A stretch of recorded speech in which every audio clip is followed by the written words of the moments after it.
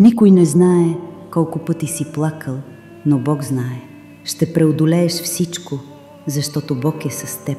Ако Бог ти е помагал в трудни моменти, напиши Амин. Бог казва: когато водите поглъщат хората живи, аз ги измъквам от тресавището и им давам нов шанс за живот. Когато изгубят всякаква увереност в живота си, издърпвам ги от ръба на смъртта и им вдъхвам коража да продължат, за да ползват мен като основа за съществуването си.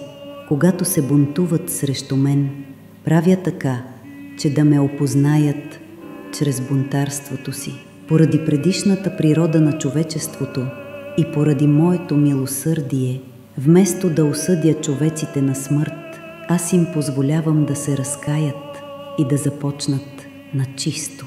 Когато търпят глад, поемат последните си глътки въздух, аз ги изтръгвам от смъртта, а също и от това да станат плячка на козните на Сатана.